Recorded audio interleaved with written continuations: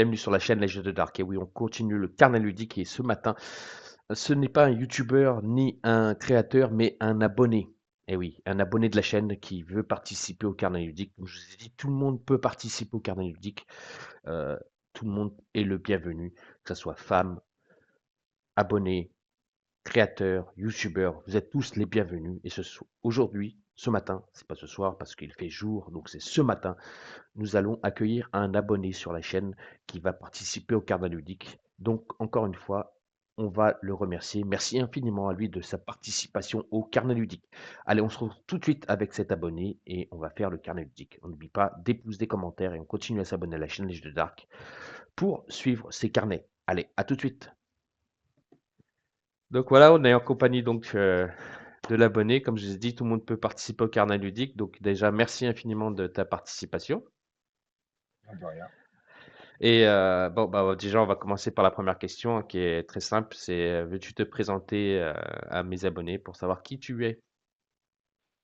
Ben, je m'appelle Jonathan, donc j'ai 40 ans, je suis marié, j'ai des enfants.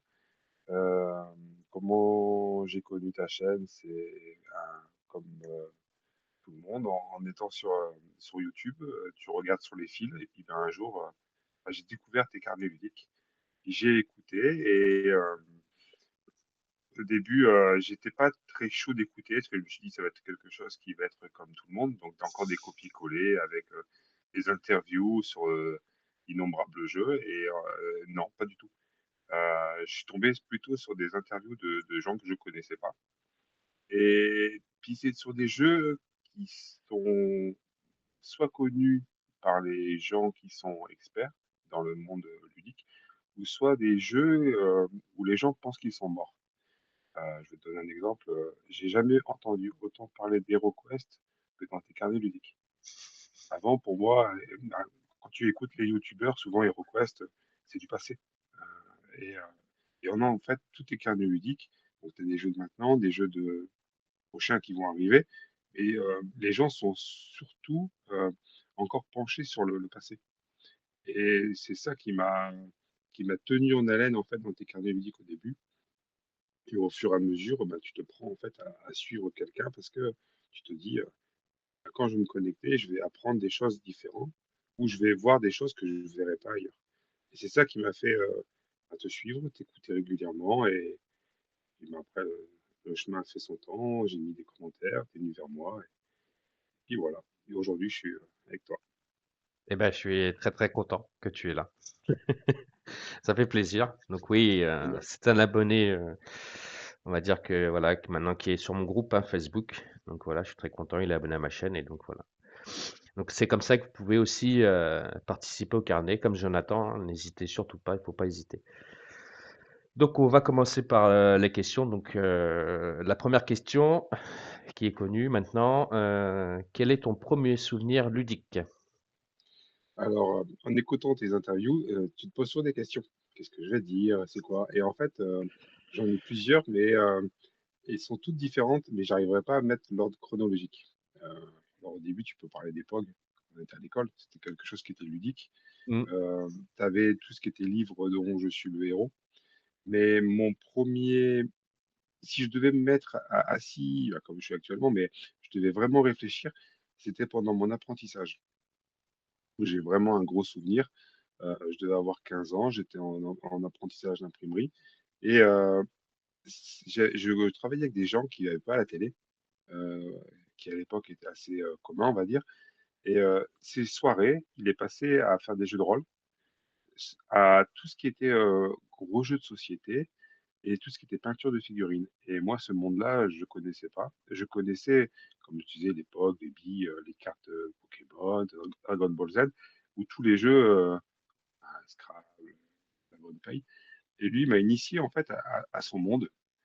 Et j'ai découvert des jeux qui, pour moi, c'était, ouais, il fallait avoir un master pour jouer. Donc, et ça m'a fait bizarre, c'est que pendant un an que j'étais apprenti chez eux, j'ai découvert une multitude de jeux et un univers en fait que je ne connaissais pas.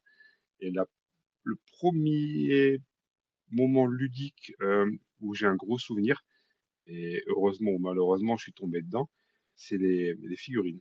Et lui, il peignait beaucoup de Warhammer et tout ce qui est Seigneur des Anneaux. Et en fait, il m'a fait tomber dedans, quoi.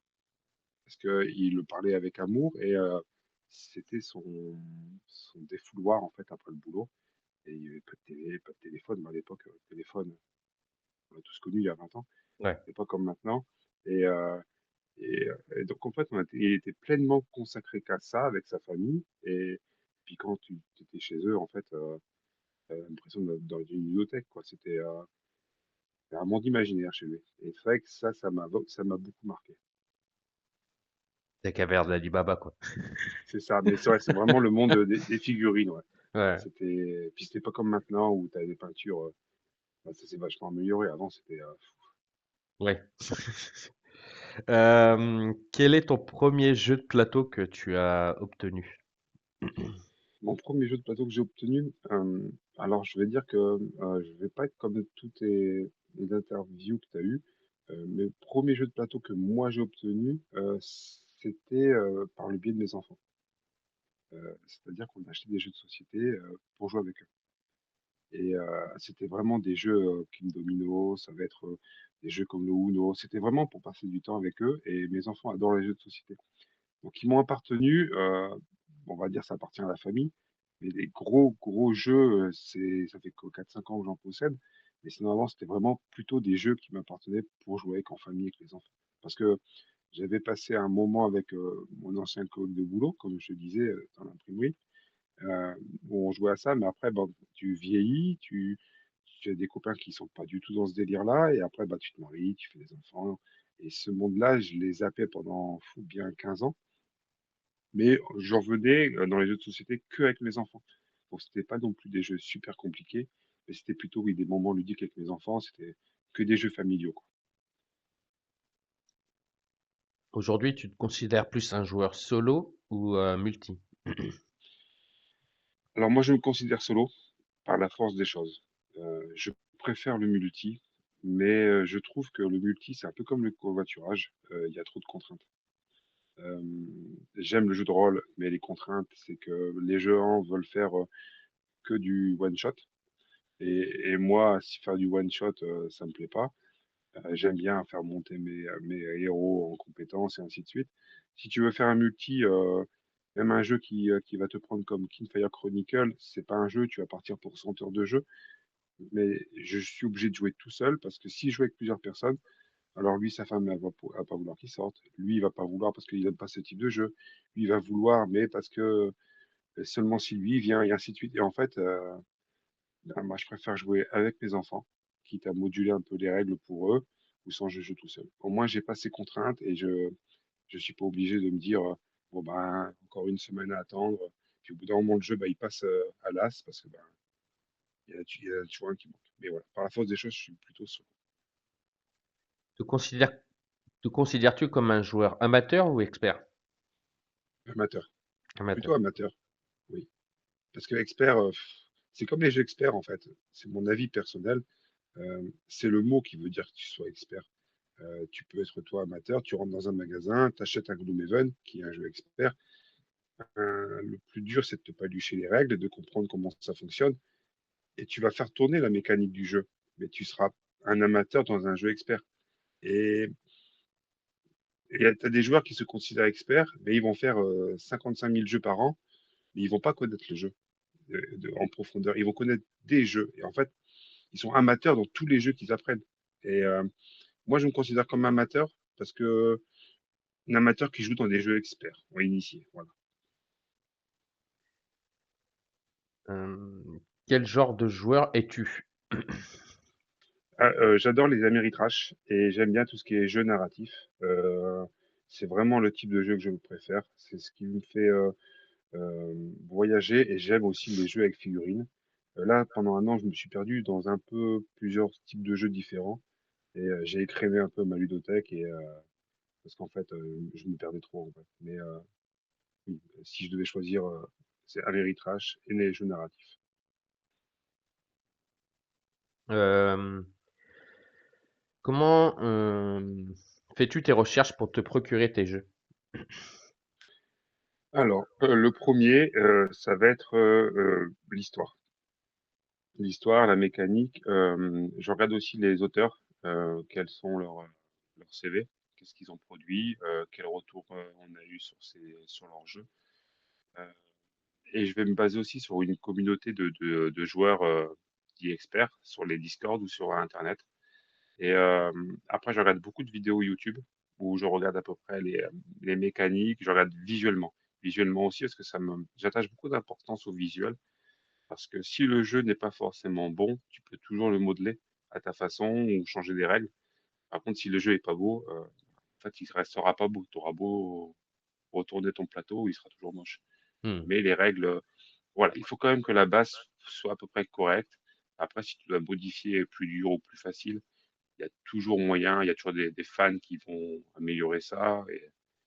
Mais je regarde beaucoup aussi sur ouais, le Discord plus que YouTube. YouTube, c'est juste pour confirmer mon choix. Euh, Tu m'as dit que tout à l'heure, tu étais un peu un joueur de jeu de rôle, tu as joué au jeu de rôle avec des amis. Quel genre de jeu de rôle Oui. as-tu joué? Alors avant, je jouais beaucoup à Donjons et Dragons quand j'avais entre 15 et 20 ans. J'ai été beaucoup joueur, j'étais pas MJ. Là, pendant 6 mois, j'ai été dans une boutique de jeux pour aider. Et, euh, et après, avant les 6 mois, j'étais pendant un an dans une assoce de Wargame. Mais pour revenir sur ta question du jeu de rôle, euh, on- là, ça a été plutôt une bonne et mauvaise expérience. C'est que, en fait, je jouais à plein de jeux de rôle où je devais me palucher les règles, apprendre un peu le jeu. Euh, Parce qu'en fait, les gens venaient que pour passer une soirée et, comment dire, et après, on les revoyait plus. Mais en gros, c'était beaucoup de mettre fans. Donc, c'était Chroniques oubliées, c'était le Aria de Fibre Tigre. Il y a eu Donjons et Dragons. Il y a beaucoup de mettre fans. Les gens ont du mal à se mettre dans d'autres mondes que le mettre fan. Parce que tout ce D'accord. qui est science-fiction, c'est plus compliqué, en fait, pour les gens. Et pourquoi tu as été déçu en fait? Pas parce que, en fait, bah, moi, je voulais être joueur. Et comme j'avais l'expérience de joueur, on m'a dit, bah, tu feras MJ pour le bien de la boutique, ça me dérangeait pas, hein. Et tu vas préparer des scénarios, et tu penses au futur, parce que quand tu fais un jeu de rôle, tu dois toujours penser au futur. Et puis quand tu rentres le soir, tu as fait ta petite soirée de 2 3 heures, tu relis tes notes, tu dis, tiens, qu'est-ce que je pourrais faire la prochaine fois? Tu reviens avec ton même jeu, et en fait, tu n'as pas la même population. Et donc, ça Ouais, fait qu'en fait, toute ta préparation, elle est morte. Ou sinon, ben, les gens viennent, et puis pour X raison, ben, ils viennent plus. Euh, la dernière fois que j'y suis allé, parce que maintenant j'y vais plus, je me suis retrouvé avec 7 personnes. d'accord. Et dans les 7 personnes, il y avait 4 enfants. Donc c'était un peu compliqué à gérer, il y avait vraiment trop de monde, parce qu'il y a un MJ qui n'est pas venu. Et donc ça me faisait mal au cœur que les gens aient fait de la route pour rien. Mais c'était trop compliqué. C'était une soirée où en fait tu as l'impression d'être au travail. Tu essayes de leur faire passer un bon moment. Toi, tu passes pas un bon moment, parce qu'en fait, tu as préparé un truc, en fait, c'est pas prêt, quoi. Parce que, ben, Hmm. Donc c'est quelque chose que tu reviendras plus dessus ou peut-être plus tard? si, oui, mais en fait, j'aimerais continuer le jeu de rôle, mais jouer avec des joueurs qui ont envie de jouer au jeu de rôle, mais sur la durée. Pas venir passer une soirée, manger une crêpe, boire un chocolat chaud, et puis la semaine d'après, on se revoit plus. Je trouve que le jeu de rôle n'est pas fait pour ça. Donc, je préfère jouer à un jeu de société avec des gens, quitte à que ce soit narratif, faire une session de one shot, où on prend un méritrage, tu prends n'importe quoi, tu fais un scénario, et pas un jeu de rôle. Je trouve que le jeu de rôle, il n'est pas fait pour ça. Et justement, par rapport au jeu de rôle que maintenant aujourd'hui tu es joueur de plateau, quels sont oh là là, 1, 2, 3, quelles sont selon toi les différences qu'il peut y avoir? Alors, il y a beaucoup de différences. Déjà, dans un jeu de rôle, ton personnage a beaucoup plus de possibilités. Que le jeu de plateau, tu pourrais, mais la mise en place serait beaucoup trop grosse et ça ferait beaucoup de boulot. Après, je pense que ça peut être faisable, mais il faudrait des joueurs qui suivent les règles scrupuleusement, et ça, c'est compliqué. Et quand tu vois un jeu comme Malia ou d'autres, où la moindre erreur, en fait, tu as l'impression qu'on va te mettre en prison. Euh, mais sur le jeu de rôle, le monde est beaucoup plus ouvert. Euh, Tu peux partir à droite, à gauche, tu peux faire ce que tu veux. Dans un jeu de plateau, on va te donner un, deux, alors 3 chemins, c'est assez rare, mais ça peut arriver sur des gros jeux. Mais ta possibilité, elle est plus restreinte et ouais, c'est beaucoup plus restreint. Tu voyages moins dans un jeu de plateau. Donc, qu'un jeu de rôle, tu voyages plus et ça a plus un esprit de groupe aussi dans le jeu de rôle. Alors maintenant, il y a des jeux de rôle que tu peux faire en solo, mais c'est encore un autre monde. Le jeu solo, jeu de rôle et le jeu de rôle classique, c'est quelque chose qui est fait pour être en communauté déjà d'une, qu'un jeu de plateau. Tu peux faire le solo, jeu de communauté, c'est pas pareil. Possèdes-tu des jeux avec application? Oui, j'en possède. Tu La vois, question qui tue. voilà la question qui tue. Que penses-tu des, bah, justement des jeux qui possèdent l'application? Alors, ça a ses avantages et ses inconvénients. Si je te prends Lord of Galdir, je trouve que ça a ses avantages parce que tu as juste à lire. Il manque le petit côté où la personne parle. Toi, tu es juste concentré pleinement sur ton plateau sans avoir les yeux sur l'écran.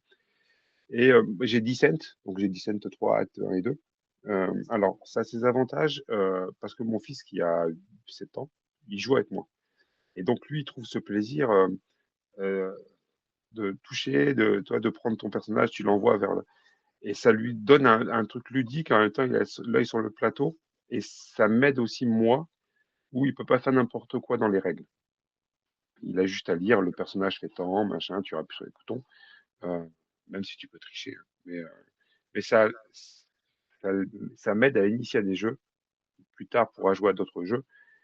Mais l'inconvénient que j'ai dans Descent, c'est que j'ai l'impression d'être à 80% du temps sur mon écran. Donc, ça a ses avantages et ses inconvénients. J'ai que ces deux jeux-là. Euh, mais après, c'est tout. Les autres jeux, il n'y a pas d'application. Quel est le jeu que tu possèdes et que tu as le plus joué chez toi? Hum, le jeu que je possède, que j'ai le plus joué. Alors, ça fait 2 ans où je joue à tout et à rien. Euh, je suis tombé dans la hype du YouTube.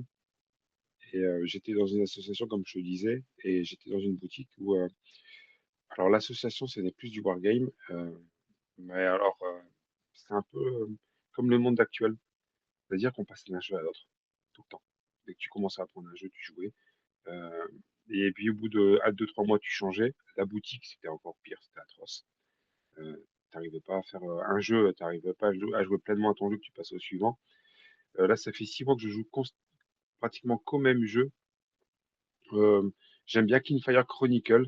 Je joue beaucoup. Gloomhaven, euh, avec ses défauts et ses qualités, c'est quelque chose que je joue beaucoup. Euh, et après, il y a un jeu que je joue souvent avec mes enfants, c'est tout ce qui est des jeux de cartes, donc Altered, je sais pas si tu connais. Non, je connais pas celui-là. C'est un peu un concurrent de Lorcana, mais c'est celui qui avait fait Dixit, D'accord. le jeu Oui, avec des cartes. Donc il avait vendu sa société là de Dixit, je ne me rappelle plus le nom de l'édition. Il a créé son jeu de TCG qui mixe entre un TCG et un jeu de société. d'accord. C'est un genre de combat de cartes sur un plateau où tu avances des pions. Ça, je joue beaucoup avec mes enfants à celui-ci. Et je joue beaucoup dans les boutiques. On joue le jeudi soir. D'accord. Mais ouais, je joue à beaucoup de jeux différents. Et là, c'est pour ça que j'ai revendu pas mal de mes jeux pour me recentrer sur des jeux, on va dire, plus restreints et aller vraiment au fond des choses avec les jeux. Je me suis perdu là pendant 2, 3 ans. Euh, Si tu devais choisir un jeu que tu préfères dans ta ludothèque, lequel serait-elle? Lequel serait-il, pardon? Quel serait-il? Alors, ça serait pas un jeu. Ça serait plutôt un éditeur. Alors c'est con, je sais pas pourquoi, je pourrais pas te l'expliquer. C'est Monolith. D'accord. Euh, J'aime pas forcément leur jeu plus que les autres, mais c'est la politique d'entreprise et la politique qu'ils ont en fait d'aller au fond des choses. Et je trouve leur jeu sympa. C'est pas les meilleurs jeux que j'ai joués, mais je suis attaché en fait à Monolith. Donc alors je sais pas, je pourrais pas te l'expliquer. Je possède pratiquement tous leurs jeux sauf WarQuest, j'arrive pas à le trouver. Et mais j'aime leur jeu. J'y joue pas tout le temps, et quand j'y joue, je prends plaisir. Pourquoi? Je sais pas. Je ne pourrais pas te le dire. Mais si, admettons, ta question, tu me la poses dans les 6 derniers mois, là, ce serait Fire Chronicle. Là, D'accord. c'est quelque chose où là, je suis Ouais, qui attaché peut. à ce jeu-là. Mmh. Donc maintenant par rapport à ça, quel est celui-là qui t'a plus déçu? Alors des jeux qui me déçoivent, je pourrais pas dire que les jeux me déçoivent. Je pourrais dire que c'est des jeux où je me suis moi déçu à être hypé pour des jeux.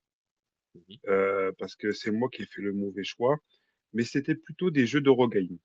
Heu, tout ce qui est tableau Excel, là, pendant un an et demi, j'en ai joué plein et c'est plutôt les Eurogames. C'est plutôt c'est pas des jeux qui m'ont déçu, c'est plutôt des jeux où j'étais pas le client et ça me faisait pas voyager. J'avais l'impression de voyager, dans un tableau Excel. J'étais sur mon PC et c'est je pourrais pas dire que les jeux me déçoivent. Après, ce qui pourrait plus me décevoir, moi, c'est plutôt, des jeux mal faits.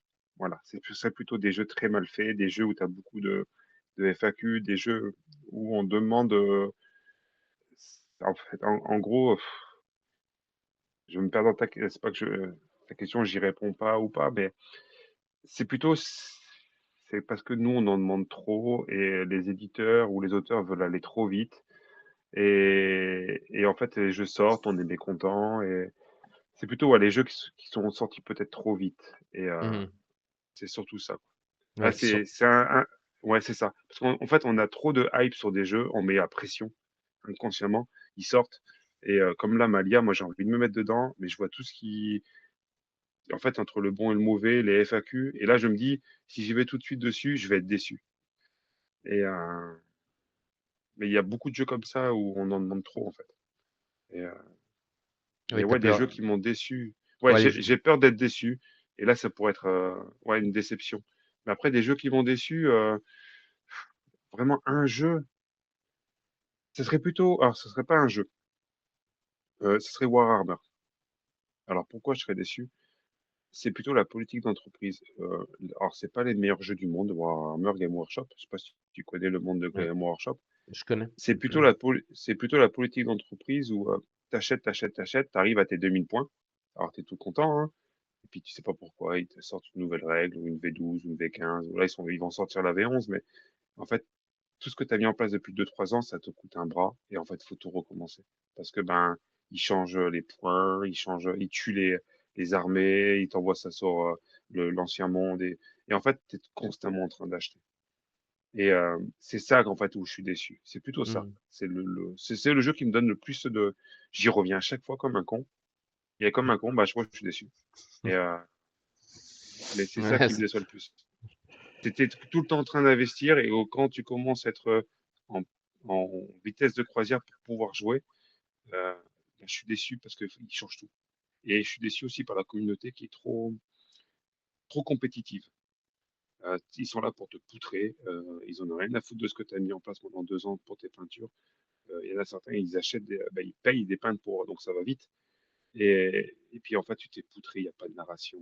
Moi, j'ai connu ça il y a 10 15 ans. Tu te racontais une histoire. On s'en foutait que lorsqu'il avait 10 000 points, toi, tu avais 10 000 points, il t'écrasait. Mais tu rigolais. Là, tu rigoles plus, en fait. Donc, mmh, ouais, c'est Warhammer. La politique Game Workshop. Et voilà. Si vraiment je dois répondre à ta question, c'est ça. C'est la d'accord. politique le capitalisme. On reviendra après sur la peinture. Là, j'ai une Oui. question, c'est quel jeu trouves-tu surcoté et celui que tu trouves sous-estimé? Alors, surcoté. Euh... Surcoté. Je regarde ce que j'ai.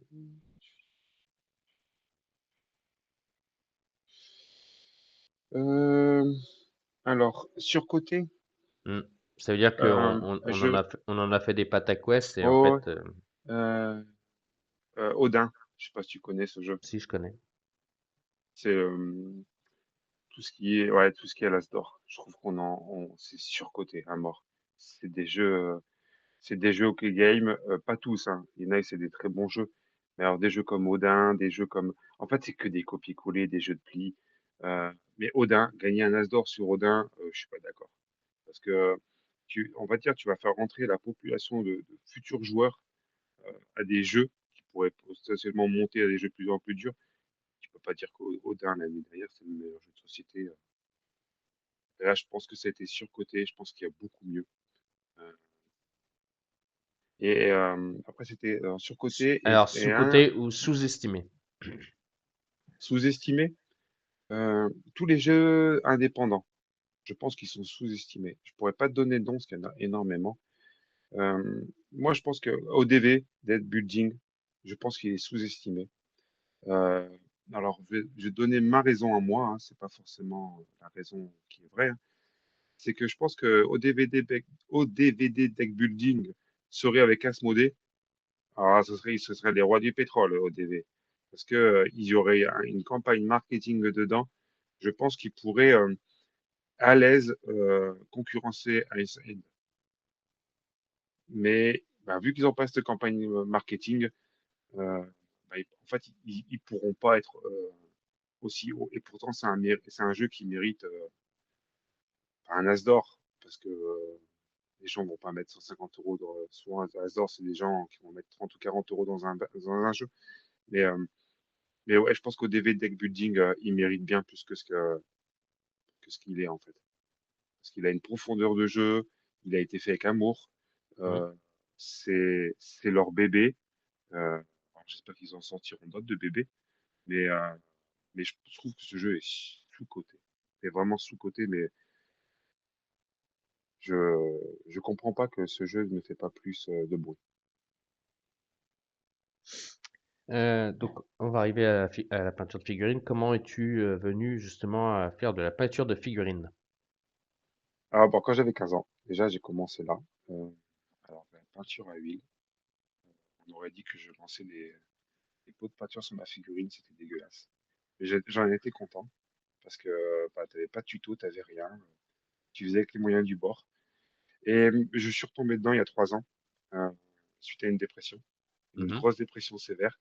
Et c'était la seule chose qui me faisait oublier. Et de fil en aiguille, bah, ça fait 3 ans où si j'ai pas une journée où je peins, même des fois 10 minutes, un quart d'heure, euh, bah, en fait, ma journée est pas. Il manque ce petit truc, en fait. Et donc, bah, souvent, bah, quand je t'écoute, soit je suis en voiture pour le travail, soit je peins. Mais c'est vraiment, ouais, maintenant, c'est devenu. Avant, je jouais de la guitare et j'en joue plus Mhm. maintenant depuis que j'ai fait la dépression. Mais c'est mon côté moment de solitude, mais bien-être, où je vais écouter des podcasts, où c'est mon moment, ouais, c'est mon moment à moi, en fait. Mais ouais, j'aime ça, ouais. Et je suis tombé dedans quand j'avais 15 ans au début, oui. Et après, j'ai arrêté. Parce que quand t'es ado, tu peux pas dire en 1980, 2000, 2002, tu peux pas dire je peignais des petits bonhommes. Tu te faisais passer pour un ringard. C'était encore l'enfant qui voulait pas grandir. Et quelle peinture utilises-tu pour peindre aujourd'hui? Alors là, je suis sur du Citadel. Alors par défaut, euh, j'ai acheté beaucoup de Citadel il y a 2 3 ans. Donc là, quand je dis beaucoup, pouf, je crois que pour plus de 150 euros. Donc imagine-toi le pot à 3 euros, Mm. en sachant que tu n'utilises pas les mêmes couleurs. Euh, c'est le problème quand je disais la dépression, c'est que ça m'a fait acheter beaucoup de trucs parce qu'il fait c'est le faux mot de la peinture, j'ai eu. Donc j'ai acheté tout. Donc j'ai acheté beaucoup de Citadel. Là, je suis en train de tout doucement de vider certains pots. Certains pots, le problème de Citadel, c'est que quand tu ouvres des pots, ils sont morts au bout de quelques temps. Et là, je passe sur ah zut, attends, je vais te le dire. Sur du Alors, j'ai du Prince Auguste et j'ai du euh, Valero. Voilà. D'accord. Je prends Valero. J'aimerais passer sur du AK parce que j'en entends beaucoup de bien.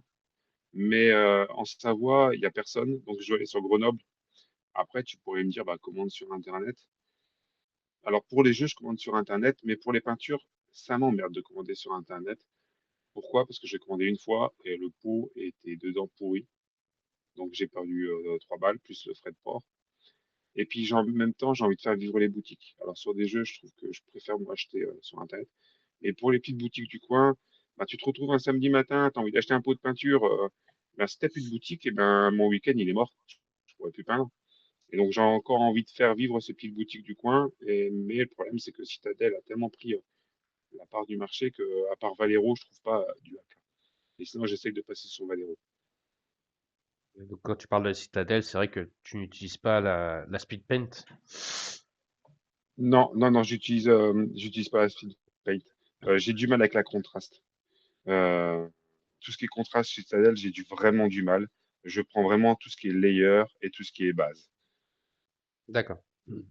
Tu fais de la sous-couche ou pas? Oui. Oui, sous-couche, En tout, sous- tout en blanc. Je ne me prends pas la tête. Il y D'accord. en a qui vont faire du zénithal, il y en a qui vont faire. Si, admettons, si demain, je peins plus trop de Warhammer, mais demain, si tu voulais faire un Space Marine bleu, je vais pas peindre en blanc. Pour économiser la peinture, je vais prendre une montre bleue. Donc, je dis Space Marine, ça dépend après ce que tu prends comme Space Marine, ça c'est vague, mais souvent, je me prends pas la tête, il n'y a pas de zénithal, il n'y a rien de tout ça, c'est tout blanc. Ok. À 17 balles le pot, à 17 balles l'aérosol, c'est déjà bien assez cher comme ça. C'est vrai. Euh, Tout à l'heure, on va revenir un peu dans les jeux. Tu m'as parlé de HeroQuest. Possèdes-tu le jeu? Non, malheureusement, non. Parce que pour moi, HeroQuest, c'était ma période adolescence ou début d'adulte. Et je me sentais pas capable de jouer à ce type de jeu. Alors, est-ce que j'ai fait une erreur ou pas? Je pense que oui. Parce que j'aurais dû me lancer dedans. Et pourquoi je le possède pas pour l'instant? Parce que déjà d'une, il y a une application sur le vrai HeroQuest. Enfin, quand je dis le vrai, tu m'as compris par rapport à celui de Gravaillon. Euh, Après, je trouve que le jeu est remonté dans la hype des gens et les prix sont exorbitants. Euh, Moi, j'aimerais tester celui de Gravaillon, mais alors, je suis perdu dans la masse. Quand j'essaie de trouver des vidéos pour prendre tout de A à Z, euh, j'ai l'impression de rien comprendre parce que je vois pas où il est le début, je vois pas où il est la fin, je sais pas quoi imprimer, je sais pas par où commencer. Et puis moi, si j'ai pas la figurine qui correspond à tel personnage, j'en ai tellement, je crois avoir plus de 3000 figurines dans tous mes jeux, je pourrais trouver de quoi faire pour remplacer telle figurine. Mais si je dois prendre une pelote de laine et la décortiquer pour jouer à HeroQuest, je sais pas par où commencer. Et chez moi ou vers chez moi, je connais personne qui joue à ce type de jeu qui pourrait me dire, bah tiens, je te donne la main et on y va ensemble, je t'explique de A à Z. Et ça, je trouve pas. J'ai beau chercher, mais c'est à cause de toi, on va dire que j'ai envie d'essayer HeroQuest suite au carnet ludique parce que tout le monde en parle et, euh, et je me dis, Bah, putain, j'ai envie de tester, quoi. je suis là si tu veux, je pourrais t'expliquer de A à Z. Oui. Parce que c'est vrai que Et moi, c'est vrai que j'y allais pas, et grâce à Gravaillon, j'y suis allé à fond dedans. Donc voilà. Donc, mais c'est un et super après, c'est jeu. peut-être aussi un terme que, mais c'est peut-être un terme que j'ai entendu, c'est l'application Gravaillon.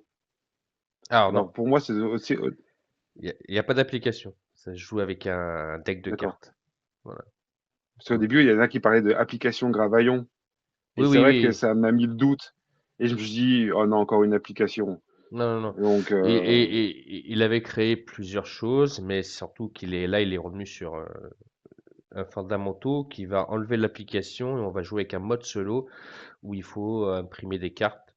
Et grâce à ça, on n'a plus besoin d'application. Et en fait, le donjon, que tu le joues aujourd'hui ou dans 3 mois, ça sera jamais le même. Voilà. ok. Donc Et puis, ce qui m'a tenté dans HeroQuest, c'est le nombre de quêtes. Je oui. suis un débile fini par rapport à ça. Euh, Parce que moi, à partir du moment où il y a un jeu où tu vas avoir 500 000 quêtes, 500 000 heures de jeu, en fait, pour moi, c'est un défi, en fait. Il faut que j'aille au bout, en fait. Hmm. Et Ah là, t'as de quoi te puis faire. moi, des jeux, oui, c'est ça. Et c'est pour ça que j'ai envie d'être dedans, en fait. Parce que bah, pour te donner un ordre d'idée, j'avais plus de 300 jeux il y a 2 mois et je suis à même pas 25 jeux. Oh. Ah, j'ai fait un écrémage, hein. Oui, oui, j'en ai vendu énormément parce qu'en fait, c'était du n'importe quoi, hein. Ça me met dans la merde financièrement d'acheter tout le temps. Et en fait, j'allais pas en profondeur dans les jeux comme je le faisais avant. Et là, non, en fait, je reviens dans mes jeux et là, je vais aller au bout, quoi. Comme Maëva, quand elle t'avait fait l'interview, où elle te parlait d'aller au fond des choses. Mais moi, je suis comme ça tout le temps. Et là, je me suis perdu à cause de la hype dans YouTube, la boutique où j'étais avant. En fait, ça me faisait acheter parce que je voulais être au courant de tout ce qui se passe pour faire tester aux gens. Hmm. S'ils vendent, bah, je gagne, machin, de l'argent. Donc, puis en fait, c'était n'importe quoi. Et pour revenir sur HeroQuest, ouais, j'ai envie de tout faire découvrir. Et puis l'ADA me rappelle un peu mes années 2000, en fait, ces couleurs. Puis j'ai envie de faire ça avec mes enfants. Donc, leur dire, regardez, à l'époque, quand papa il avait 20 ans, c'était ces jeux-là. Le seul truc qui a évolué, en fait, c'est juste ouais, l'ADA du jeu qui Hmm. a évolué. Mais après, les mécaniques, et ça n'a pas beaucoup évolué, les mécaniques. Donc, C'est un jeu bac à sable, hein. Ce oui, jeu-là, tu peux même le modifier toi-même, hein. C'est ça qui est oui. bien chez HeroQuest, hein. Euh, Es-tu aussi un joueur de jeux vidéo ou pas du tout? Alors, j'ai été énormément étant jeune. Mon fils a une console. Alors, j'évite de pas aller dedans parce que si je te parle de Assassin's Creed ou les mondes ouverts, en fait, c'est une drogue. Je sais Ouais. plus m'arrêter. Et donc, en fait, dans ta journée, t'as pas, j'ai pas 48 heures sur 24. Et donc, si je joue, je peins pas. Si je peins pas, je peux pas jouer. Et si je peins pas, je joue pas à mes jeux. Alors, j'ai quelqu'un qui était dans tes interviews qui était pareil, là, qui disait que si c'est pas peint, il a du mal à jouer. Et ben moi, c'est ça. Donc, j'ai plein de jeux pour l'instant où je ne les lance pas parce que j'ai pas peint. Donc, si je joue à la console, je ne peindrai pas et je ne jouerai pas. Et puis, par une autre idée, si tu me mets sur Assassin's Creed sur la console, au bout de 3 4 heures, je suis encore devant. Un monde ouvert, ça me fait voyager. C'est un peu comme les jeux de narratif, quoi. Tu vas me faire voyager, je sais plus m'arrêter. Je pense à être à une demi-heure de jeu et en fait, non, ma femme va me dire, ça fait 2 jours que tu joues.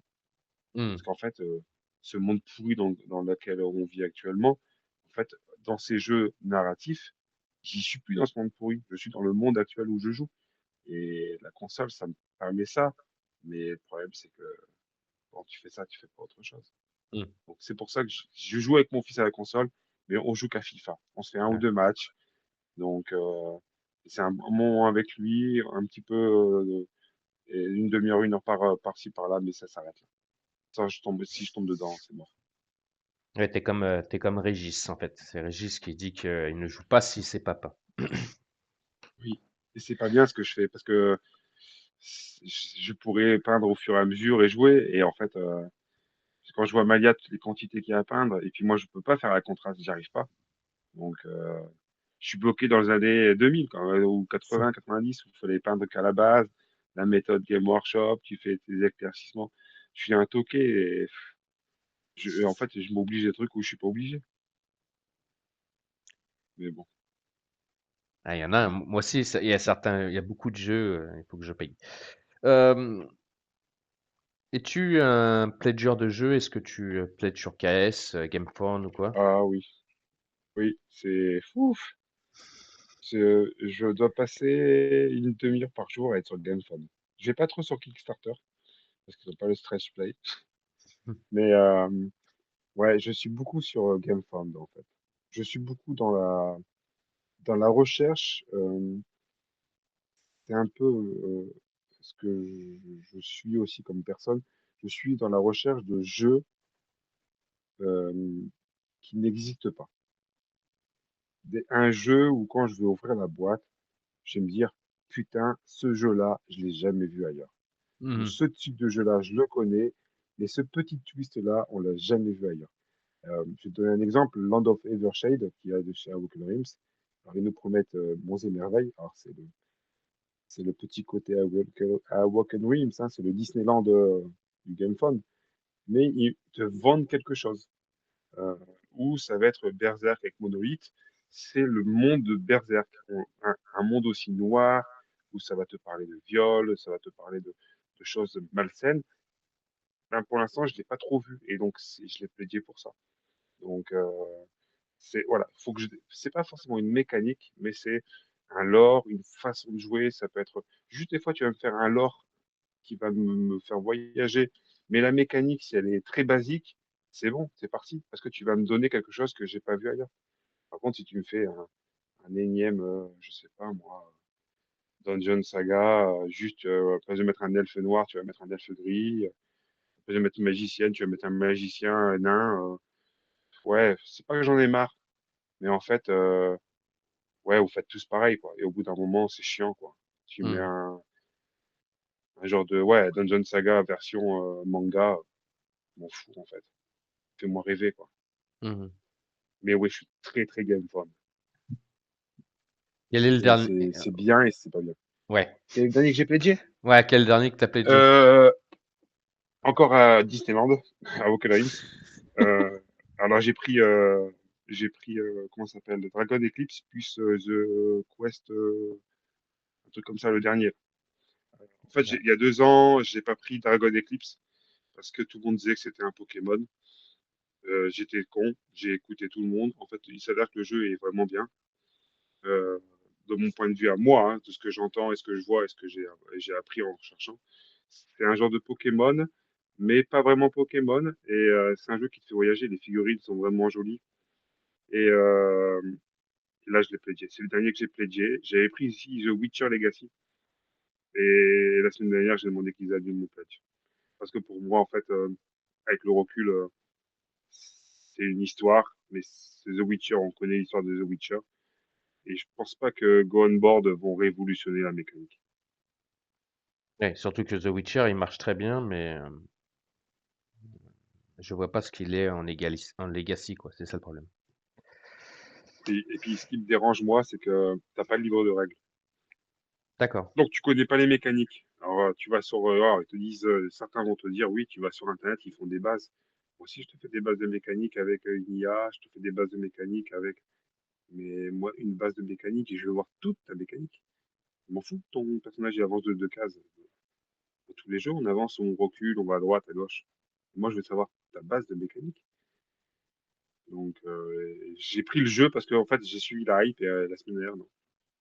Après, ce qui est bien avec The Witcher Legacy, c'est que j'ai envoyé un mail le soir. Le lendemain matin, j'ai déjà été remboursé. d'accord. Ça a été très rapide, par contre. Bon, après, tu vas me dire, ils ont gagné des millions. Oui, Donc, même voire des milliards. oui, c'est ça. Euh, Justement, tu as dit un mot qui m'intéresse, qui vient sur une des questions, sur l'IA. Que penses-tu de l'intelligence artificielle que les illustrateurs utilisent souvent dans leurs jeux?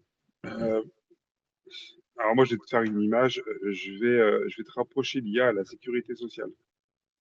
C'est bien, mais faut savoir si tu en bénéficies pour toi-même ou pour dévier, en fait. Demain, je vais te donner un exemple avec la sécurité sociale ou n'importe quoi. Toi, demain, tu vas travailler 15 ans, tu vas te retrouver au chômage. On va te dire, bah, tu peux pas toucher, monsieur. Il faut que vous attendez dans 6 mois, vous avez démissionné pour autre chose. Et tu vas pas toucher ton putain de fric que tu as cotisé. Et par contre, le mec, il va faire un intérimaire et qui va faire 6 mois, 6 mois en arrêt, il va toucher, et toi, pendant 15 ans, tu n'auras pas touché. Et ben, c'est pareil, en fait, pour l'IA. Si tu l'utilises pour toi-même, je sais pas, il y a un truc que tu comprends pas, tu lui poses la question, elle te répond tout de suite. Alors certains vont dire, oui, mais c'est la fainéantisme de ne pas rechercher. Et tu vas dans Google, tu fais la même chose. C'est une IA, en quelque sorte. Tu Hmm, vas dire à Google, tiens, combien de temps je vais mettre pour aller à Montpellier? Il va te donner le temps. Et alors, moi, je trouve que ça a ses avantages et ses inconvénients. Les gens vont trop se reposer dessus. Il faut faire attention. Parce qu'elle peut te dire n'importe quoi et les gens peuvent prendre comptant ce que l'IA va leur dire. Du style, tu vas demander à l'IA un texte de loi, elle va te répondre n'importe quoi et les gens vont y croire dur comme fer à ce que l'IA va dire et ça va circuler sur les réseaux sociaux. Alors ça, je pense qu'il faut faire attention. C'est comme maintenant quand tu vas sur Facebook ou n'importe quoi.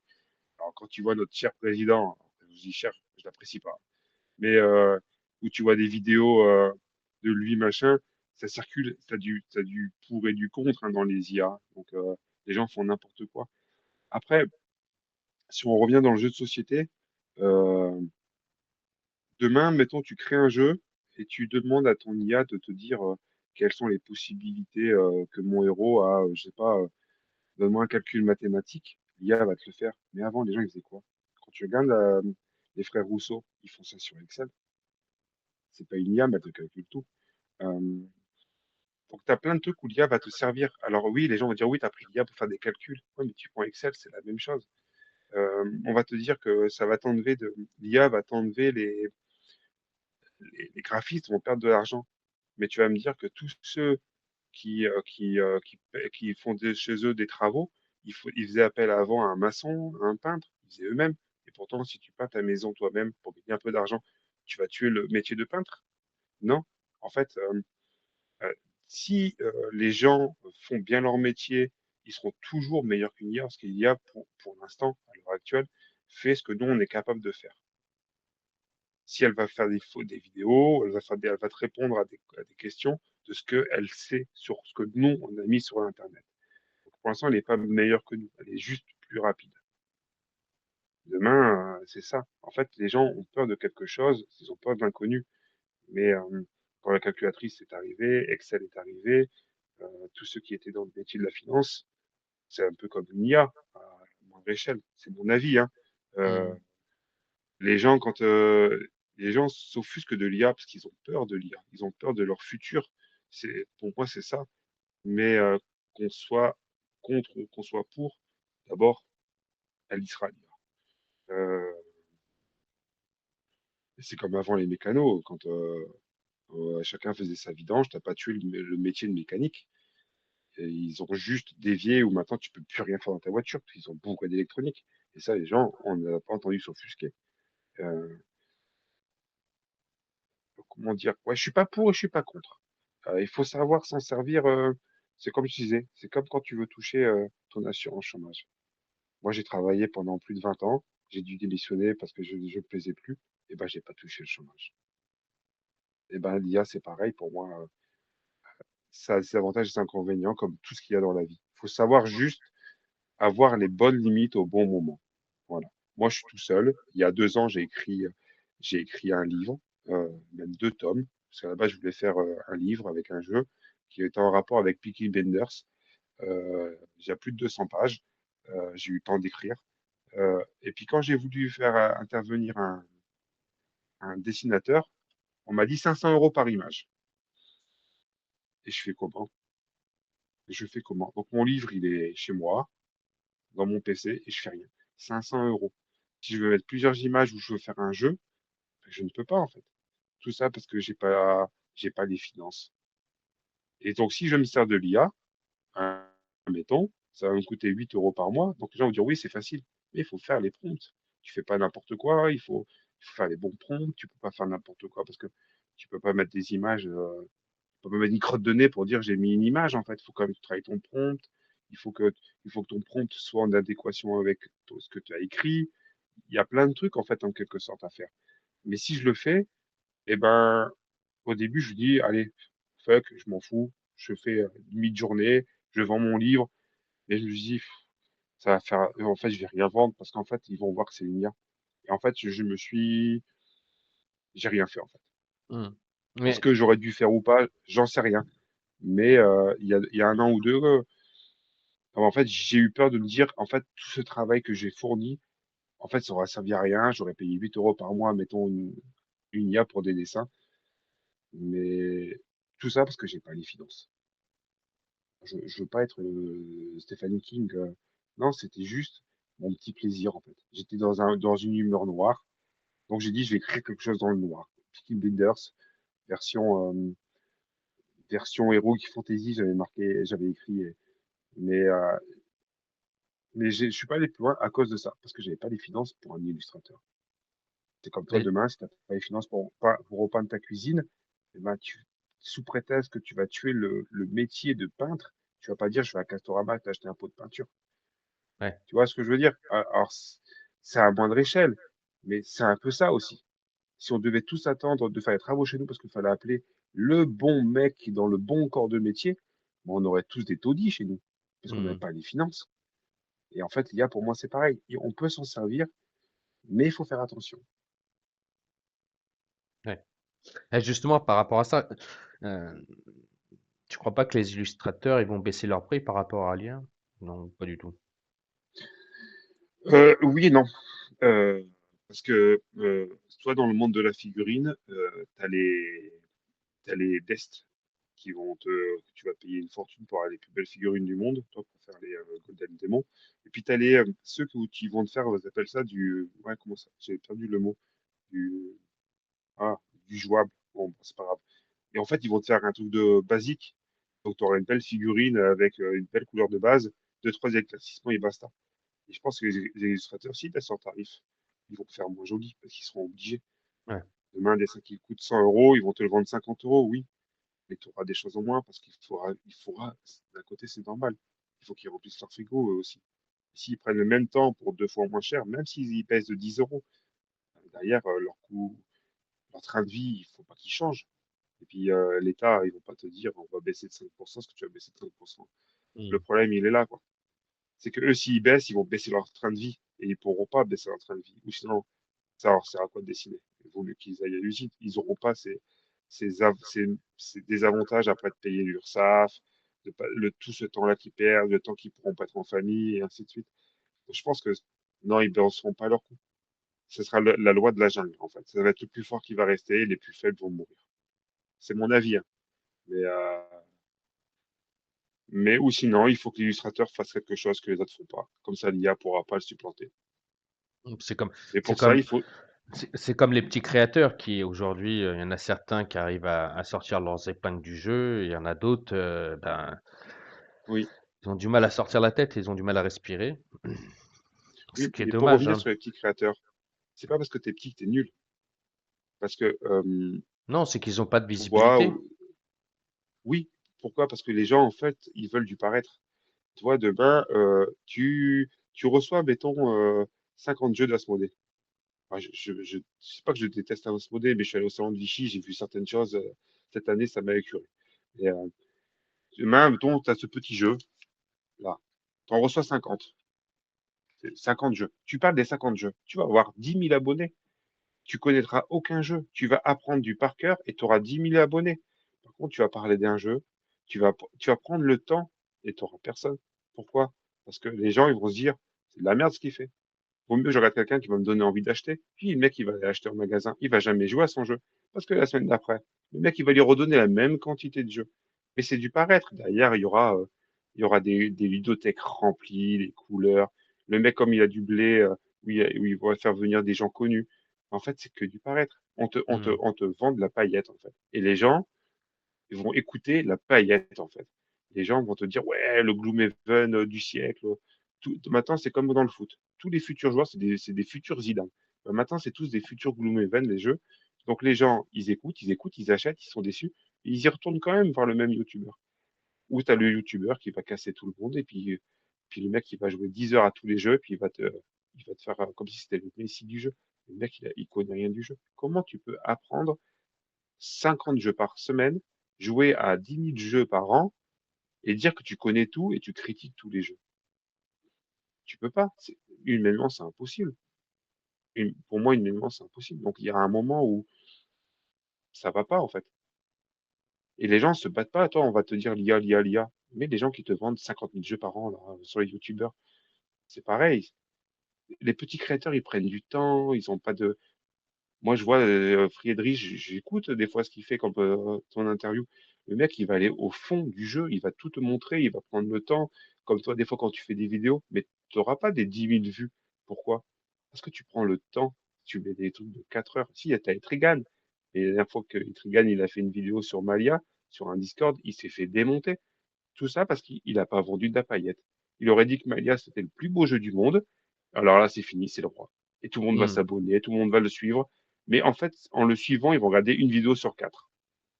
Parce que tu n'as pas de la paillette. Toi, demain, tu refais ton mur derrière toi avec une belle ludothèque. Tu fais venir, je sais pas moi, Bruno Catala. Tu vas discuter avec lui, machin, et tu auras des millions de vues. Parce que tu vas vendre du rêve, en fait. Les gens veulent du rêve. Et c'est ça que je trouve ça dommage. Et dans le jeu, c'est la même chose. La moitié des jeux, c'est dommage que je veux dire, c'est pas bien ce que je dis. Mais c'est de la merde. Mmh. C'est que des copier-coller. Là, cette année, c'était la mode du jeu de pli et du jeu à deux. C'est que des copier-coller. À des Skyjo, t'en as à sauce avocat, sauce machin. Mais c'est tous les mêmes jeux. Et après, on va te dire, ah, dans les boutiques, ça marche pas fort. Eh oui, mais faites la même chose. Les youtubeurs, ils font tous la même chose. Tu mets n'importe quelle chaîne YouTube, et mon top 10, et mon top 50, le meilleur jeu narratif, et les sorties de la semaine. Et toi, tu es un petit youtubeur, tu essayes de faire autre chose, et on va te pisser dessus à la moindre erreur. Et tu fais ça avec tes maigres moyens. On va te dire ton son n'est pas bon, ta caméra n'est pas bonne, mais tu te plains. Est-ce que toi, tu fais quelque chose? Non. Bah alors tais-toi. C'est ça le problème, c'est que les gens, ouais, c'est le constat que j'ai du monde actuel, en fait. C'est Mmh. de la paillette, en fait. Donc, et je trouve ça dommage. Et tu vois, on va se battre sur des trucs comme l'IA, comme des trucs futiles. Alors, pour moi, c'est futile parce qu'il est plus important. Et, euh, et en fait, on va se battre sur du paraître. Et je Bah, trouve ça vraiment dommage, en fait. bah, je te remercie, hein, déjà, parce que franchement, voilà, Bah, de c'est le rien. premier à en parler qui dit ça et voilà, c'est sincère, donc c'est bien, c'est quelque chose que j'apprécie. Merci beaucoup. Bah, c'est pour ça que j'avais commencé à créer ma chaîne YouTube et je l'ai arrêté. Parce que, bah, en fait, je dis, si je fais ce que j'ai envie de faire, je vais perdre du temps à faire que pour moi, en fait, parce que personne va me suivre. Parce que je vais dire ma vérité, c'est pas forcément la vérité, mais c'est ma vérité. Parce que j'ai vu des choses dans les boutiques, j'ai vu des choses quand je suis allé au salon de Vichy cette année. C'est c'est écœurant, en fait, le monde du jeu. Si tu veux, je peux t'en parler de ce qui se passe à Vichy, hein, mais c'est écœurant. Moi, je trouve que c'est écœurant.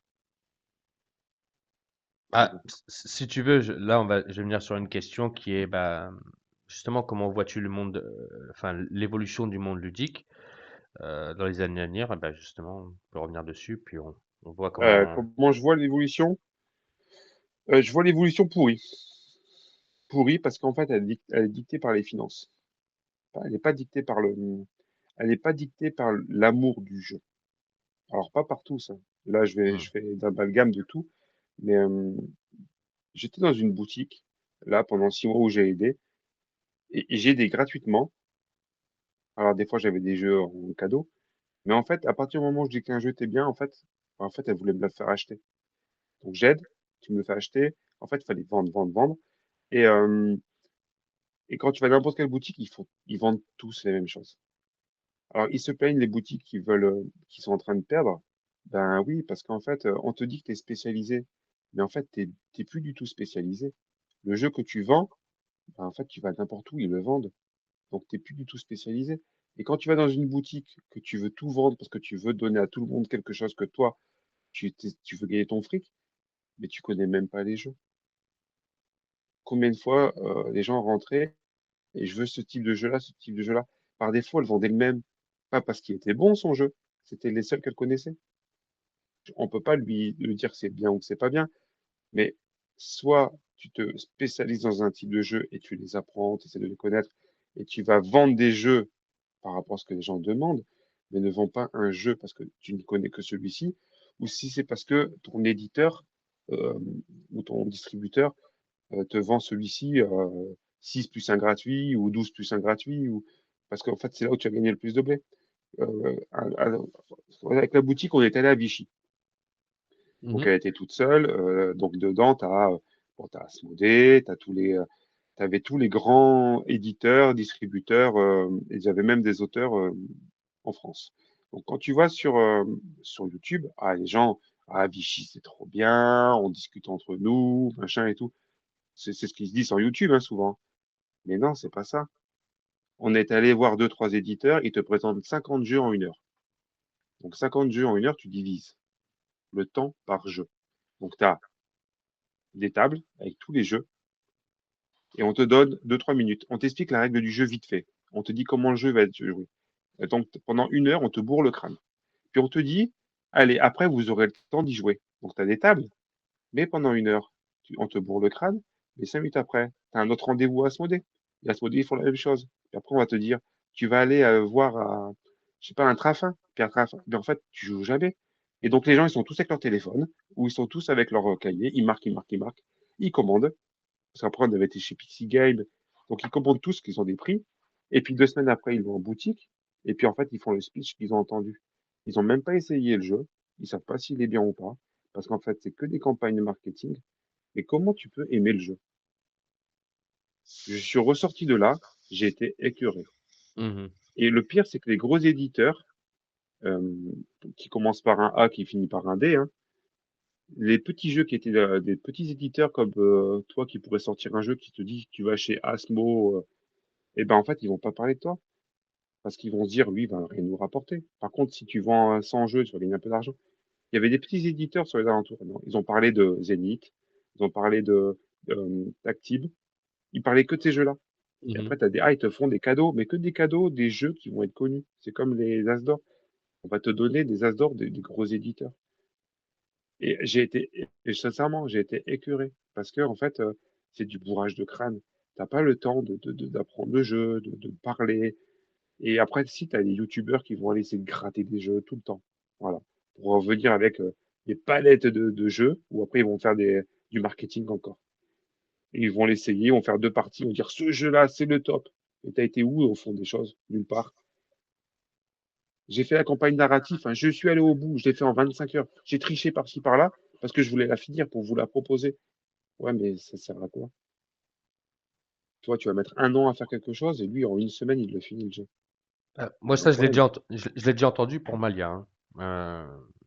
J'ai vu sur les réseaux sociaux des gens qui, le jeu il venait à peine de sortir, le mec en 2 jours, le mec il a dit qu'il avait fini la campagne. Oui. Oui, il va te démonter le jeu. Je me suis Il dit va comment, carrément démonter le jeu. je Oui, dis, c'est ça. il est très fort quoi, parce qu'en 2 jours, comment il a pu finir le jeu alors que c'est, Bah oui. Mais tu vois, pour revenir dans l'IA, on va s'offusquer de l'IA, mais on va pas s'offusquer des jeux, des gens qui vont démonter des trucs ou ils vont faire du n'importe quoi. Parce que Mhm, ça fait vendre, en fait. Et tu vois, quand tu ressors de Vichy, tu te dis, moi, je vais dans une boutique, je demande un conseil, mais en fait, il n'y a pas de conseil. Juste, ils te font un copier-coller de ce que les gens leur a bourré le crâne. Et les youtubeurs, la plupart, ils font pas tous. Il y en a qui font bien leur job, même si c'est pas un mhm, job, ça doit être une passion. Et, euh, et ça m'a écœuré. Et tu vois, 2 semaines après Vichy, j'y vais plus à la boutique. Parce que il y a des jeux qui arrivent, qui arrivent, qui arrivent. Ça s'arrête jamais, en fait. Et, euh, et puis, c'est pareil, tu vois, il y a le Skyjo, ça a été euh, tous ces types de jeux, le monde de Cardia, tous ces jeux-là, c'est des copier-coller. À place d'avoir le monde de Cardia, tu vas avoir le monde c'était Marnock, un truc comme ça avec un cerf. Ils font tous la même chose. Parce qu'il faut faire rentrer de l'argent. En fait, t'es là pour mettre la main au portefeuille. Et ils s'en foutent de ce que tu penses, c'est pas bon, c'est bien. On s'en fout. mhm, D'abord, tu vas racheter. 25 euros, ça fait quoi? Tu mettras à la poubelle, tu en rachèteras un autre. Et puis, ben, non, je trouve ça dommage. Ce monde-là, les boutiques, ils ont des boutiques, c'est remplir à bord de petits jeux. Il- Tout est différent au niveau de la DA, mais le jeu en lui-même, tout est pareil. Après, les boutiques après râlent. Je peux comprendre, ils gagnent moins d'argent. Mais tu vas acheter maintenant un jeu initié plus ou expert, t'en as plus. Ou si tu l'as, tu vas demander au vendeur, des fois ils sont même tout seuls, le vendeur qui est aussi le patron de la boutique, il connaît pas le jeu. Comment il peut te donner envie d'acheter un jeu s'il ne connaît pas? mhm, C'est ça le problème qu'il y a, c'est qu'ils se disent spécialisés, mais ils font tous la même chose. Donc ils ont tous un gros gâteau, ils veulent tous une part, et il y en a de plus en plus qui veulent manger dedans. Le problème, c'est que ben, prends un autre gâteau, diversifie-toi dans autre chose. Alors après, il y en a qui vont ouvrir leur boutique avec dedans, ils vont vendre des crêpes et tout. Ça va donner un petit truc en plus, mais les jeux, ça restera les mêmes. Donc au bout d'un moment, moi, j'y vais plus acheter dans les boutiques pour ça. Ou je mhm, vais dans une boutique où je vais jouer des fois le soir à Altered ou Lorcana, un truc comme ça. Mais, euh, mais cette boutique-là où je vais, elle a encore des jeux experts. Mais après, le reste du temps, tu auras des petits jeux. Ils font tous la même chose. Et il y a personne qui se dit, je vais tomber. Allez, pour moi, c'est une question d'année. Ils vont tous tomber au bout d'un moment. À part le mec qui aura les coronesses de se dire, avant de tomber, il faut que je fasse quelque chose pour pas que je tombe. Il faut que je me diversifie, il faut que je fasse quelque chose que les autres font pas. Moi, demain, si je vais dans une boutique de quoi que ce soit, de thé, de n'importe quoi, je vais à un endroit où je ne trouverai pas ailleurs. Parce que je sais que cette boutique-là, eh ben, le mec, il vend des trucs de merde. Mais peut-être que le mec, il est sympa. Il va me diriger quelque part. Je vais passer du bon temps avec lui. Et je vais avoir envie de revenir, pas pour ce qu'il vend, mais pour ce qu'il est. Et en fait, les gens maintenant sont devenus robotisés. Achète ce jeu-là, achète ce jeu-là. Il faut ci, il faut ça. C'est tout c'est du vite fait, c'est du change. C'est de faire quelque chose de, ouais, c'est facile derrière mon bureau à dire ça, hein. Ça, je peux le concevoir, hein. Mais, mais change, fais quelque chose d'autre, autre chose. Essaye de te sortir les doigts pour dire, allez, avant que je tombe, parce que je vais tomber un jour ou l'autre, ils vont tomber, c'est obligé. Tu payes plus cher, Tu achètes les mêmes choses. Le seul truc que tu as, c'est que tu l'as tout de suite. C'est tout. Et tu vas commencer chez Philibert ou Ludo ou ailleurs, tu l'as dans 2 3 jours. Mais tu auras le moins cher, tu auras en plus des points fidélité, toi. Fais autre chose. Crée quelque chose qui fait que les gens vont venir pour ta boutique, pas pour le jeu, pour ta boutique. Crée quelque chose. Moi, j'ai des jeux que j'ai chez moi, j'ai dû revendre. Le monde de Cardia, je sais pas si tu connais. Oui, je connais. J'aimais bien jouer, toi, une demi-heure par-ci, une demi-heure par-là. Dans les boutiques, il n'y a pas de tournoi. Et puis, quand tu as des tournois, 2 mois après, il y a un nouveau jeu qui sort. Les gens, ils y jouent plus. Ils passent au suivant. Et donc, en fait, ben, tu es obligé de suivre. Et si tu suis pas, ben, en fait, c'est ça qui est dommage. Il n'y a pas une boutique qui te dit, eh ben, moi, je fais des jeux qui sont passés. Et puis, tant pis, c'est pas grave. Je perds des joueurs. Mais les joueurs qui sont comme moi, ou comme vous, à HeroQuest, une petite boutique qui dit, moi, je fais du HeroQuest. Je sais pas, je crée un tournoi, je sais pas, du plus beau truc, ou on fait des campagnes HeroQuest. On voit pas ça. Et pourtant, il y a peut-être des gens nostalgiques dans des villes qui auraient envie. Mais non, parce que ça vend pas du HeroQuest. C'est Mm. mieux de vendre autre chose. Et c'est ça qui est dommage, c'est que tu as des communautés qui pourraient venir boire une bière, jouer à HeroQuest, se faire un steak frites le vendredi soir entre potes. Puis ben, demain, on reviendra pour faire un jeu de rôle. C'était un vrai jeu de rôle, pas un jeu de rôle one shot. Et en fait, c'est fini. Oui, oui, C'est les du gens vite fait. veulent, les gens maintenant veulent du nouveau, du nouveau, du nouveau, du nouveau. Et Oui, ça marche que comme ça maintenant. Donc, mais bon, c'est ça qui est dommage. Et après, les gens se plaignent. Ouais, mais on va mourir. Tu veux mourir parce que tu continues. La semaine après, tu referas la même chose. Tu ouais. vas allumer une chaîne YouTube tous les mardis. Ils vont parler des futures sorties que jeudi. Il faut qu'on avant jeudi pour qu'Asmodée t'envoie vite tes trucs. Et pourquoi Asmodée t'en vend 12 et t'en as un gratuit? Il faut acheter en quantité, il faut vendre. Mais ouais, je trouve ça. Je trouve que le monde du jeu est devenu pourri. Alors, j'ai entendu certains dans tes interviews où ils disent que c'était bien pour les joueurs. Ben oui et non. Oui, parce que tu as une monticule de jeux. Mais non, parce qu'en fait, quand tu vas acheter un jeu, qu'est-ce qui change souvent? Rien, en fait, à part la DA. On va te faire un énième Donjon de Saga, un énième HeroQuest. Alors, les gens vont pisser sur HeroQuest. Moi, j'ai jamais joué sur HeroQuest, hein. Mais en fait, tous les jeux depuis HeroQuest, qu'est-ce qui change? Pas grand-chose, en fait. Ils vont te mettre des cartes par-ci, une DA par-là, une petite mécanique qui change. Mais en fait, il n'y a pas de grosse évolution. L'évolution, je trouve qu'elle n'a pas évolué tant que ça, en fait. Juste, il l'améliore. Mais il n'y a pas quelqu'un qui dit, allez, tant pis, je vais créer quelque chose, je vais peut-être me casser les dents, et puis tant pis, je vais essayer de vendre quelque chose qui sort d'ordinaire. Moi, créer un jeu, euh, il faut maintenant aussi quand tu vas jouer dans un jeu, on va te dire, ah mais il faut pas que je perde, ah, faut pas que ce soit trop dur. Et dans la vie de tous les jours, la vie, un coup, elle te met un grand coup dans la gueule, t'es à genoux, puis un jour, la vie, tu lui dis, putain, c'est facile aujourd'hui, je marche sur l'eau. Eh ben, je pense que les jeux, ça doit être pareil. Il y a des jours, tu vas combattre contre un monstre, tu vas largement le gagner. Puis un jour, c'est dur, un jour, c'est pas dur. Un jour, tu vas pas réussir ta quête. Un jour, non, il faut que ce soit aseptisé à mort. Tous les jeux, c'est aseptisé à mort. Au DV Deck Building, j'aime bien pourquoi? Parce que c'est dur, c'est long, c'est dur. C'est Si tu fais n'importe quoi, tu vas te faire rouler dessus. C'est comme dans la vie de tous les jours. Si tu prends la vie cool, tu prends tout par-dessus le bras, bah, tu vas te faire démonter par la vie. Et tu vas pas dire, ouais, putain, chier, je vais porter plainte contre la vie parce que c'est trop dur. Bah, maintenant, on demande au jeu d'être facile. Il faut que tu réussisses facilement. Il faut que ça soit 100 heures de jeu facile. Et ouais, j'ai fini le jeu en 2 semaines. Ouais, mais quel plaisir t'as eu. Il faut que tu te retrousses les manches. Tu calcules. Il faut que ce soit stratégique. C'est, après, on va dire, ouais, ton jeu, il y a trop de hasard, machin et tout. Ouais, mais si je mets un truc dur, tu joueras pas. Donc, je suis obligé de mettre du hasard. Je suis obligé de faire un truc facile. C'est ça le Mm. problème, c'est que en fait, c'est tout du copier-coller, c'est des fois trop facile, et puis c'est ça qui est dommage. Et puis les gens, t'aimes pas, bah tu joues pas. Tu aimes bien, bah tu joues. Mais t'es pas obligé de casser un jeu. Pourquoi casser un jeu? Le mec, il a peut-être pris des années, et toi, tu vas jouer 10 heures, t'as pas aimé. Tu vas niquer ces 2 ans de travail. Peut-être que le mec, il a divorcé parce que sa femme, elle en avait plein le cul, qui était tous les soirs chez lui, en train de jouer à son truc. Mais t'aimes pas, joue pas. Mais laisse la chance aux autres au moins. Et puis ils font pas des jeux par 50 toutes les semaines. pour faire acheter à des jeunes. C'est ça qui tue aussi le monde de la boutique. C'est ça qui tue le monde des joies.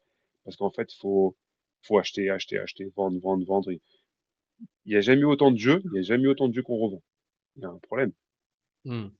Les anciens, c'est comme les meubles. Les anciens, ils gardaient des meubles toute leur vie. Nous, on va jouer à un jeu 2 mois et on le revend. Bah, si on le revend au bout de 2 mois, c'est que ça va pas. Sinon, tu le revends pas. Il y a des jeux, moi, ça fait des années que je les ai. Je les revendrai même pas, même si je joue plus.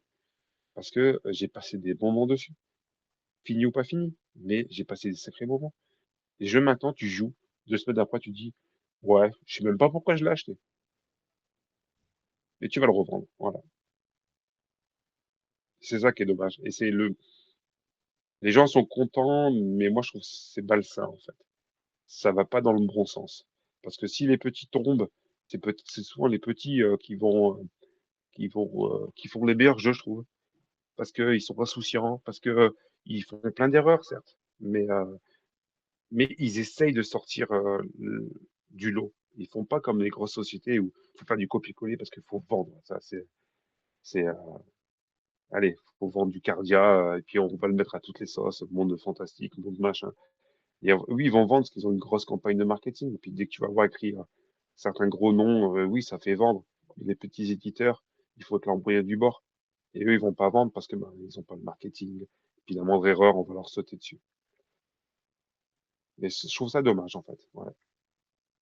Bah, en tout cas, je Je te trouve que ça va remercie. pas dans le bon sens. Bah, en tout cas, je te remercie de donner ton avis là-dessus. Voilà, ça fait plaisir. Donc, bah, merci infiniment. C'est très instructif, c'est pour ça que j'adore faire ça. D'accord. Bah, c'est ma façon de penser. Alors, il y a des gens dans tes commentaires vont dire que je suis un gros con, hein, Non, ou pas, hein. Mais, en tout mais cas, c'est ma ça, façon de penser. Et c'est ton avis et voilà. Donc oui, c'est mon après, avis, ouais. Ça voilà, n'engage que moi c'est ça. Et c'est ça que et les gens chacun ils est doivent. libre de penser ce qu'il a envie. C'est ça. C'est que chacun doit avoir son propre avis et chacun ses propres idées. Et on n'est pas là pour insulter ou pas insulter. On est là pour donner notre avis. Oui, Et c'est pour ça que je fais ce carnet ludique justement pour que chacun puisse avoir le droit de parole et puisse donner son avis. Et donc, bah, on va venir à la dernière question, que je pense que tu la connais. Si tu devais laisser une trace sur le carnet ludique, laquelle serait-elle? alors moi, je dirais jouer avec passion. Euh, Jouer avec passion, c'est un peu le carnet ludique depuis que je l'écoute. C'est ça aussi qui m'a fait vendre tous mes jeux. C'est le fait de vous avoir écouté, toi et tous ceux qui sont passés avant toi. Euh, C'était dans le coin de ma tête.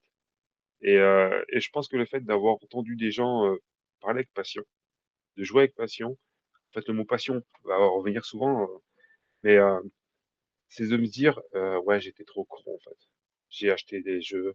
Et quand je vous écoutais, vous, bah, en fait, j'étais plus on n'était plus dans le même chemin, en fait. Moi, j'étais plutôt dans l'achat compulsif, j'étais plutôt dans ce que je n'étais plus, en fait, ce que j'étais avant. Et là, je me suis dit, il faut que je vende, en fait. Je trie, il faut que je trie tout ça et je redevienne un joueur passionné, en fait. Et c'est grâce ouais, à ton carnet ludique, je pense. Mais j'en suis même certain, parce que les youtubeurs, j'ai fait un gros écrémage dedans, comme dans mes jeux. Et, euh, et de me dire, bah, maintenant, je vais jouer pleinement à des jeux. Et puis, il faut que j'aille au bout des jeux, comme je faisais avant, et je prenne le temps de, de jouer avec. Et que j'aime ou que j'aime pas, alors c'est plus de chance. Si j'aime pas, ça peut arriver. Soit c'est le moment qui est pas opportun pour ce jeu-là, et je le mets de côté, et j'essaye plus tard. Soit ce jeu-là, bah, en fait, même plus tard, ça marche pas, et ben je le revends. Mais j'aurais essayé, mais de le faire avec passion. Même si la règle, elle est pourrie. Le Malia, moi, j'ai envie de me lancer dedans. Et je vois qu'il y a plein de problèmes. Mais je veux jouer avec passion. Donc j'attends. Il y a les errata qui vont se faire. Ça va se mettre en place tranquillement. Et je jouerai à Malia. Peut-être pas au bout, parce que peut-être que ce jeu-là, je vais plus l'aimer. Mais je vais attendre et je vais essayer de jouer avec passion. Voilà. C'est, c'est ce que je pourrais dire. C'est jouer avec passion. Et de pas succomber à ce que j'ai succombé, au FOMO, à tout acheter, ouais, jouer avec passion. Voilà, juste ça, en fait. De prendre le temps. On n'est pas au boulot, on est là pour. Si un jour on te dit 3 heures et que tu mets 6 heures, eh ben, c'est pas grave. Tu le finis pas. Tu fais une photo et tu finiras plus tard. mais de pas se mettre la pression et de jouer avec passion. Le mec qui a créé le jeu, il l'a fait, j'espère, avec passion. Et toi, tu dois prendre le temps de le jouer. Même si tu finis pas ta mission, mais bah, c'est pas grave, tu prends une photo, tu finiras plus tard. Mais au moins, tu auras pris le temps et t'es pas au boulot, t'es pas en train de faire tes courses, t'es pas en plein ménage, tu prends vraiment le temps, en fait. Et ton carnet ludique m'a donné cette vision-là, en fait. Alors certes, t'es pas un gros youtubeur, mais par rapport à certains youtubeurs, tu m'as fait changer ma vie, tu m'as fait revenir sur le chemin que j'avais perdu. Et toi et tous les intervenants qui étaient avant. Et, euh, ouais, c'est plutôt cette vision-là que je voudrais que moi je continue à avoir. Et puis s'il y en a qui veulent l'avoir, bah, tant mieux aussi pour eux. Mais que chacun trouve sa voie dans la passion qu'il a envie d'avoir, quoi. C'est ouais, le mot passion, il revient souvent. Parce que je pense que c'est ce qui va se perdre sinon. Si on n'est plus passionné, on va faire ça par mécaniquement et au bout d'un moment, on va perdre cette passion et on n'y jouera plus ou Eh on ben, prendra plus plaisir. en tout cas, je te remercie beaucoup. Bah, de Merci, rien. merci de tous ces mots et puis merci d'avoir accepté mon invitation. Et merci encore, je voulais le garder c'est pour la fin. Donc merci de m'avoir offert des cadeaux, des jeux, parce que j'avais fait un unboxing, j'avais prévenu que quelqu'un m'avait offert des jeux. Ben, vous l'avez en face de vous, donc c'est Jonathan. Donc merci infiniment encore pour ces jeux que tu m'as offerts. Et encore une fois, bah, merci d'avoir accepté de participer au Carnet Ludique.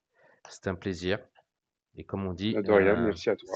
c'est ton avis, on ne doit pas être contre ton avis. Donc, et c'est pour ça que j'apprécie et c'est pour ça que je fais ce carnet ludique. Encore merci beaucoup. Voilà. Ouais, merci à toi. Donc, eh ben, merci d'avoir suivi Jonathan. J'espère que ça vous plaira. N'oublie pas, on met des pouces et on continue à suivre le carnet ludique. Il y en aura encore plein. Et comme Jonathan, surtout, même si vous n'êtes pas des youtubeurs ou des créateurs, mais des abonnés comme lui, n'hésitez pas à venir participer. Merci Jonathan et puis on se dit à très bientôt. À bientôt. Allez, bonne journée à tous, parce que là il fait jour, il fait pas nuit. Allez, ciao ciao. Ciao. Voilà, vous venez donc de voir Jonathan donc sur le carnet ludique. Donc comme je vous ai dit, hein, c'est un abonné, donc même vous qui êtes abonné, n'hésitez pas à participer au carnet ludique. Donc merci infiniment d'avoir participé Jonathan et donc de nous avoir donné ton avis. Comme tu dis, ton avis ne retient que toi, donc on n'a pas à critiquer de ce que tu penses, ça sera ton avis à toi. Donc je te remercie encore infiniment d'avoir participé au carnet ludique. Donc encore une fois, je vous le dis, n'hésitez pas, même si vous êtes des abonnés, à vouloir participer, et ben, venez participer à ce carnet ludique. Merci infiniment de nous avoir suivis et donc je vous dis à très vite et très bientôt donc sur la chaîne Les Jeux de Dark donc pour de nouveaux carnets ludiques. On n'oublie pas des pouces, des commentaires et on continue à s'abonner à la chaîne Les Jeux de Dark. Allez, à la prochaine. Ciao.